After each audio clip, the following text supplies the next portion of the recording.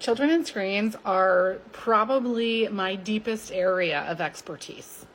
Yeah, I work with y'all on a lot of other stuff, but the thing that I did my PhD in, the thing that I received awards for, the thing that I am most published on, the thing that the vast majority of my research has been focused on, kids and screens, media literacy. How do you create screen positive cultures? What do you do when your kid melts down every time they get off a screen? How do you know what's appropriate, what's not appropriate? What's too much screen time? What's the cultural aspect of this? How has this evolved over time? Okay, here's the thing. You know what your kids need more than anything? You to be well regulated. I'm sorry, it's true. And so if you're putting your kid on a screen so that you can get a second to regulate yourself, call your friend, cook dinner, just like breathe, gather yourself, that matters. Look, I do screen-free months with my kids every, 1 or 2, sometimes 3 times a year, and they're great. And not everybody can do that. And it's not even the best thing for each individual family. And so if you are using screens to get your own needs met, I just want to tell you, that's okay. In fact, that's probably benefiting your children. Yes, there are absolutely situations in which children cannot tolerate the transition off of the screen.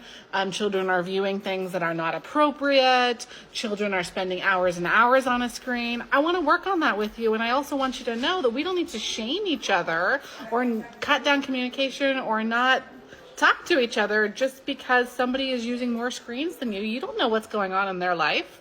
Maybe actually for them to be the best parent they need their kids to have a movie afternoon, right? And our kids need to see us tolerate differences. They need to see us navigate nuanced situations. They need to see us have positive relationships with screens. They need to see us reevaluate our relationships to screens and make changes in our lives. They need to see us mess up and practice and get together and understand that not everybody's situation is the same as ours. So I'm all about screen positivity, and what that means to me as a screen positive mama is that my children get the support that they need in order to get on and off of screens. They learn creative things about screens. They know how to produce media on screens.